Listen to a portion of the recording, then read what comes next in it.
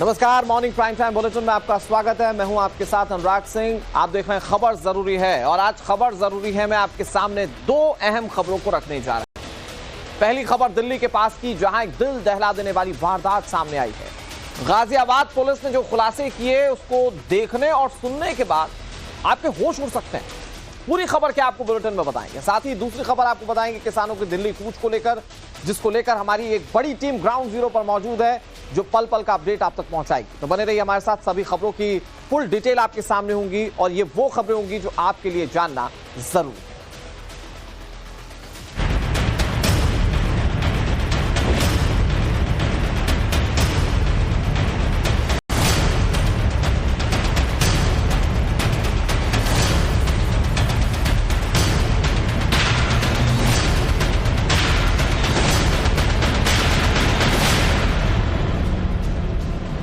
तो दिल को झकझोर देने वाली खबर गाजियाबाद से सामने आई, जहां तांत्रिक क्रिया के लिए एक शख्स हत्या किया करता था।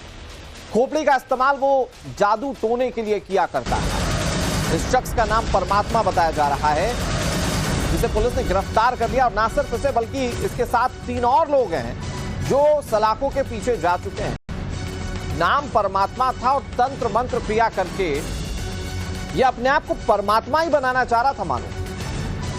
अब ये सलाखों के पीछे जा चुका है। आरोपी नंबर 1, आरोपी नंबर 2, आरोपी नंबर 3 और जो सबसे मुख्य आरोपी, आरोपी परमात्मा, जरा उसे देखिए। ये तांत्रिक क्रियाएं करता था। ये तांत्रिक क्रियाएं कैसे करता था, इसका मकसद क्या था, इसने कैसे इल्लीगल चीजें की हैं, ये सब आपको बताएंगे। लेकिन सबसे पहले आपको आरोपियों के चेहरे दिखा रहे हैं। ये वो 4 चेहरे जिसने न जाने अब तक कितने लोगों की जिंदगियों को प्रभावित किया होगा। ये काले जादू करके दावा करते थे कि ये पैसा कमा सकते हैं। तो पूरी खबर हम आपको बहुत विस्तार से बताएंगे, लेकिन सबसे पहले ये 4 चेहरे जो हम आपको दिखा रहे हैं, इनको देखिए। ये गाजियाबाद से गिरफ्तार किए गए। ये वो चेहरे हैं, ये वो लोग हैं जो तांत्रिक क्रिया करते थे। इनके पास से इंसानी खोपड़ी मिली है और ना सिर्फ इंसानी खोपड़ी मिली, बल्कि बताया जा रहा है कि इनके पास से जानवरों की भी खोपड़ियां मिली।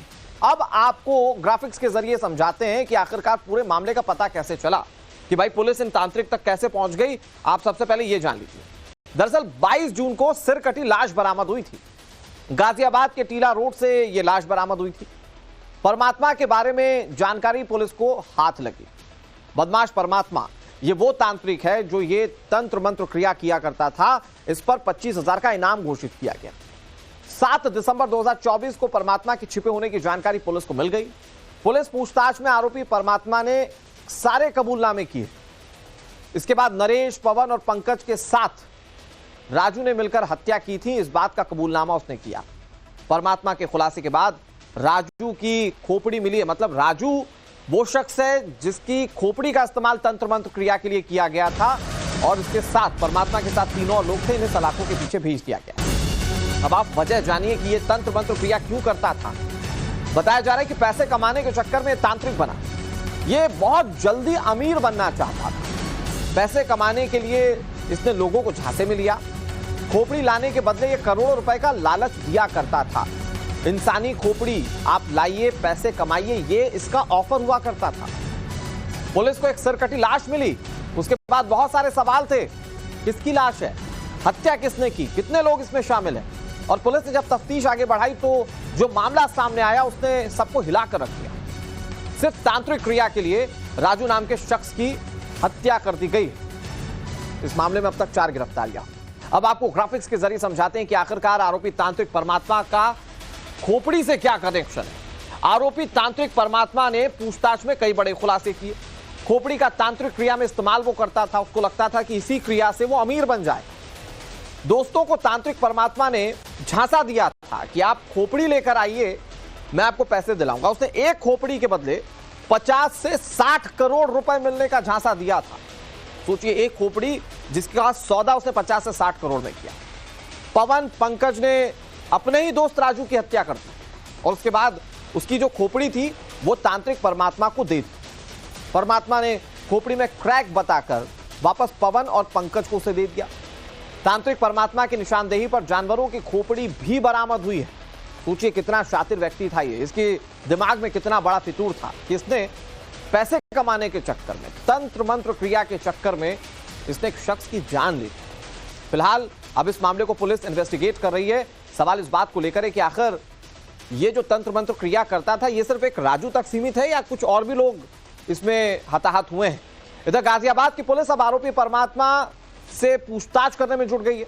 पुलिस अब इस बात का पता लगा रही है कि आरोपी तांत्रिक परमात्मा ने अब तक कितने लोगों की हत्या की है और तांत्रिक क्रिया में वो क्या क्या करता था। ये बहुत बड़ा सवाल है जिसको लेकर पुलिस इन्वेस्टिगेट कर रही है। लेकिन अब आपको ग्राफिक्स के जरिए समझाते हैं कि आरोपी परमात्मा ने तांत्रिक बनने की जानकारी कहां से ली, उसको ये कैसे लगा कि वो खोपड़ी से पैसे कमा सकता है। मैं आपको बताता हूं। देखिए, YouTube पर उसने तांत्रिक क्रिया देखी थी। भैया YouTube का तो आजकल जमाना ही दूसरा है, मतलब सब डॉक्टर बन जा रहे हैं, कोई मोटिवेशनल स्पीकर बन जा रहा है। यहां ये तांत्रिक बनने साहब निकल गए। इन्होंने YouTube पर तंत्र मंत्र की जानकारियां ली थी, YouTube से सीखकर ये लोगों पर तांत्रिक क्रिया करता था। जो बात इसने कबूली है, इसका मतलब यह है कि इसने दूसरे लोगों को भी इससे परेशान किया होगा। पुलिस अब इसे इन्वेस्टिगेट कर रही है कि आखिर कितने लोग इसके दायरे में थे जिस पर इसने तंत्र मंत्र का इस्तेमाल किया है। तो ये सारी चीजें इसने YouTube से सीखकर जो करना शुरू की, इसमें इसने एक व्यक्ति की हत्या कर दी। और सवाल वही है कि आखिर कितने लोग इसके झांसे में थे और कितने लोगों की हत्याएं इसने की। कब से कर रहे हो तांत्रिक का काम? सर अभी 2-4-5 महीने हुए। अच्छा, और कौन सी वाली क्रिया करते हो? सर पूजा करने के लिए बताया था। और ये खोपड़ी क्यों चाहिए थी तुमको? सर पूजा करने के लिए। किस चीज की पूजा? कि पूजा होती है उससे। नहीं, कौन सी पूजा से क्या मिलता है आपको? कैसे आया? मतलब यूट्यूब पे वो देखते हैं। अच्छा, और इस पूजा के पूर्ण होने पे क्या मिलता है आपको? सर पैसे मिलते हैं। कुछ अमाउंट था क्लियर कि कितने मिलते? यूट्यूब पे क्या देखा था आपने? कि पैसे मिलते हैं। कैसे देखा था, क्या देखा था वीडियो में? कि पूजा करने से पैसे मिलते हैं, उसके लिए खोपड़ी की जरूरत होती है।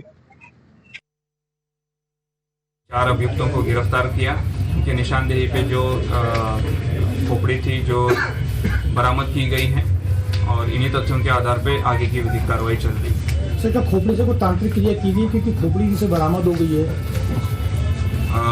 पूछताछ में इन्होंने बताया कि इसमें तांत्रिक क्रिया का प्रयास किया गया है और इन क्रियाओं के बारे में अधिक जानकारी की है। ब्लैक मैजिक होता है, इसमें अभियुक्त का ज़्यादा इंटरेस्ट रहता था और उसके ज़रिए वो धन प्राप्ति करने का प्रयास कर रहा था।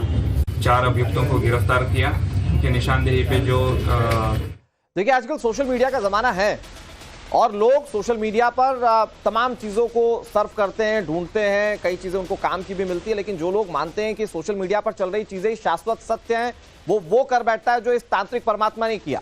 उसने एक शख्स की जान ले ली अपनी तांत्रिक क्रिया के चक्कर में। लेकिन सवाल ये कि कितने लोग इससे प्रभावित हैं।